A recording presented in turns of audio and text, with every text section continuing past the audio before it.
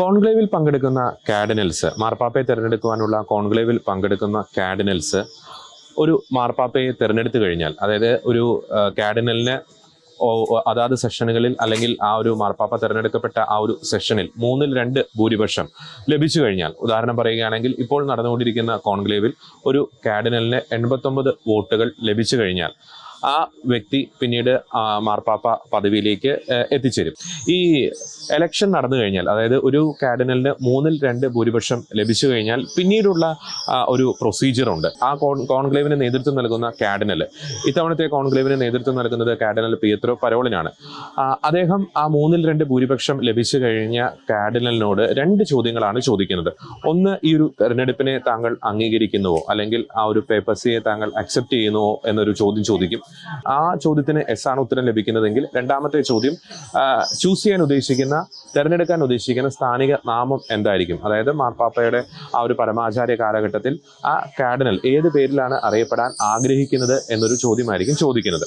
അപ്പോൾ ചിലരൊക്കെ ചോദിക്കുന്ന ഒരു സംശയമുണ്ട്, ഏതെങ്കിലും സാഹചര്യത്തിൽ ഒരു കാർഡിനൽ അല്ലെങ്കിൽ 2/3 ഭൂരിപക്ഷം ലഭിച്ച കാർഡിനൽ ആ ചോദ്യത്തിന്, ഈ ഒരു തെരഞ്ഞെടുപ്പിനെ അക്സെപ്റ്റ് ചെയ്യുന്നുവോ എന്നൊരു ചോദ്യത്തിന് നോ എന്നാണ് മറുപടിയെങ്കിൽ പിന്നീട് എങ്ങനെയായിരിക്കും ആ ഒരു നടപടിക്രമങ്ങൾ എന്നൊരു ചോദ്യം ചോദിക്കുന്നുണ്ട്.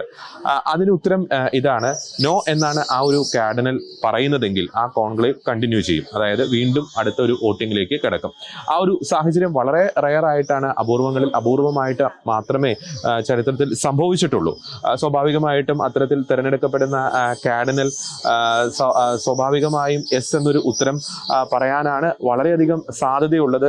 പക്ഷേ ചരിത്രത്തിൽ ചില അപൂർവമായിട്ടുള്ള ചില കാര്യങ്ങൾ സംഭവിച്ചിട്ടുണ്ട്. അപ്പോൾ ചരിത്രത്തിൽ അപൂർവമായി മാത്രം സംഭവിക്കുന്ന ഒരു കാര്യമാണ് ഈ ഭൂരിപക്ഷം ലഭിച്ച 2/3 ഭൂരിപക്ഷം ലഭിച്ച കാർഡിനൽ ആ തെരഞ്ഞെടുപ്പിനെ, അല്ലെങ്കിൽ താൻ തിരഞ്ഞെടുക്കപ്പെട്ട ആ ഒരു കോൺക്ലേവിന്റെ ആ ഒരു നടപടിയെ അത് റിഫ്യൂസ് ചെയ്യുന്ന ഒരു കാര്യം. ഇനി ഏതെങ്കിലും സാഹചര്യത്തിൽ അദ്ദേഹം അത് അക്സെപ്റ്റ് ചെയ്യുന്നില്ല എങ്കിൽ, ആ തെരഞ്ഞെടുപ്പിനെ അക്സെപ്റ്റ് ചെയ്യുന്നില്ല എങ്കിൽ കോൺക്ലേവ് അവിടെ കൊണ്ട് അവസാനിക്കുന്നില്ല. ആ കോൺക്ലേവ് തുടരും. വീണ്ടും അടുത്ത ഒരു വോട്ടിംഗ് സെഷനിലേക്ക് കോൺക്ലേവിൽ പങ്കെടുക്കുന്ന കാർഡിനൽസ് കിടക്കും. ഇതാണ് അത്തരം ഒരു സാഹചര്യം സംജാതമായാൽ സംഭവിക്കാൻ ഇടയുള്ള ഒരു നടപടിക്രമങ്ങൾ, കോൺക്ലേവിൽ സംഭവിക്കാൻ ഇടയുള്ള നടപടിക്രമങ്ങൾ. വത്തിക്കാനിൽ നിന്നും ക്യാമറാമാൻ ആൽവിൻ വെള്ളാങ്കുഴിക്കൊപ്പം ജോർജി ജോസ്, ഷെക്കീന ന്യൂസ്.